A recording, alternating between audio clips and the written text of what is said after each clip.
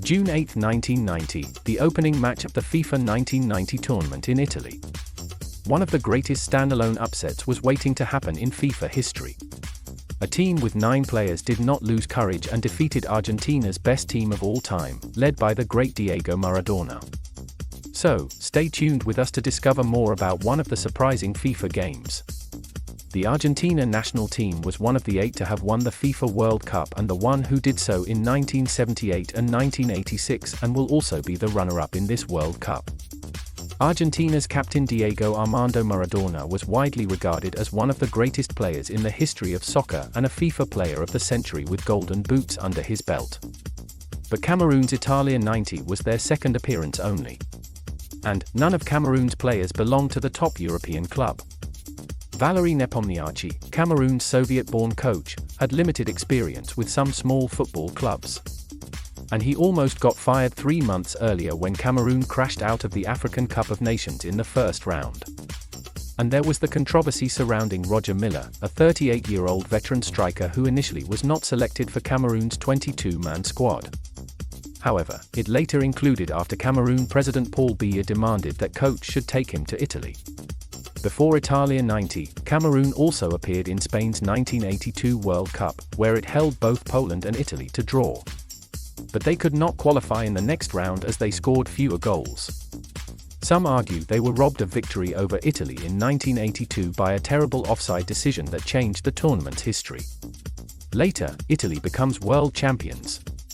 The stadium was full of fans in the first opening match, and millions of people were watching from 150 countries on television. What an opportunity for Cameroon to play against defending champion Argentina.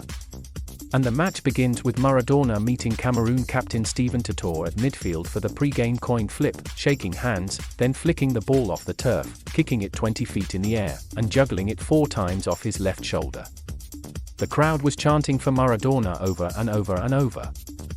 With this move, Argentina created a chance to lead but did not take it. Nkono ran out of his goal and saved the ball. Cameroonian fans and players came to life after Nkono held the goal. Unfortunate for fans, Cameroon got a red card in the 61st minute when Claudio Caniggia, a long-haired Argentina forward, was suspiciously dropped by André Canabiac. After getting the red card, all the players surrounded French referee Michel Vautrat, and Michel had little choice but to follow FIFA's new guidelines for ultra-strict arbitration, and the referee didn't change the decision. On the good side, 6 minutes later, François Omambiak put them 1-up on the scoreboard after Emmanuel Kundi, for reasons unknown perhaps even to him, took a free kick with his left foot instead of his favored right, and there was a goal. Argentina's goalkeeper could not save the easy goal, and the players of Cameroon could not believe it, and they started celebrating by climbing on top of each other. The crowd was chanting for Cameroon over and over and over.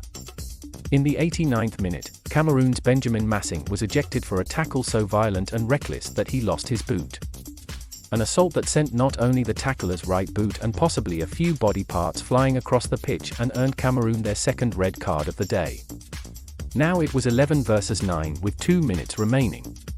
Cameroon was down to 9 men but still did not let an 11-men Argentina take advantage, and Cameroon won the match 1-0, the most seismic opening result of any World Cup.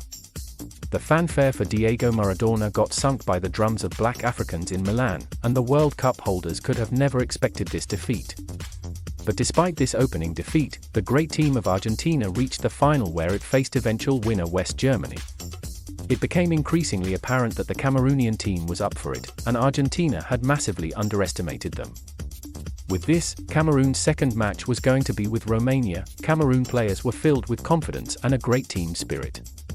Coming on as a 59th-minute substitute, Miller sealed Cameroon's spot in the second round with goals in the 76th and 86th minutes and caught the world's attention with his goals and corner flag-based celebrations. And Cameroon's next match was going to be with the Soviet Union, and Cameroon finished top of Group B despite losing 4-0 to the Soviet Union. Cameroon won Group A, advancing to second round, along with the World Cup holders Argentina and Romania. However, the Soviet Union failed to reach. After the victory over Romania, Cameroon's next match was against Colombia. Roger Milla finishes the game in this match by hitting 2 quick goals at 106 and 108 minutes against Colombia in the last 16 to carry Cameroon to the quarter-finals. With this, the game went on, and Jose René Higuita came to the middle of the field. And Milla tackled the ball and hit the goalpost, and Cameroon won the match 2-1. Milla's last-minute goals made him the oldest ever goal scorer of a World Cup Finals goal, but this appearance was only enough to become the oldest outfield player at the time. But that was not enough for 42-year-old Milla, who came out of retirement for the 1994 World Cup to become the oldest player to score a goal in the World Cup. With this, Cameroon's next match was going to be with England. Apart from anything else, it was the only quarter-final to produce more than 1 goal in the tournament.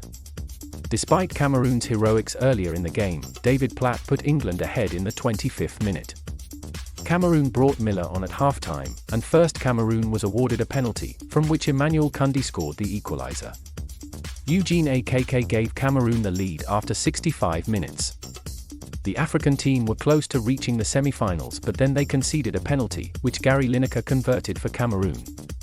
England were awarded a penalty at the end of the first extra period. Lineker scored this time from the spot. England won the game with 2 pretty dodgy penalties. England was through to the semi-finals for the first time in 24 years.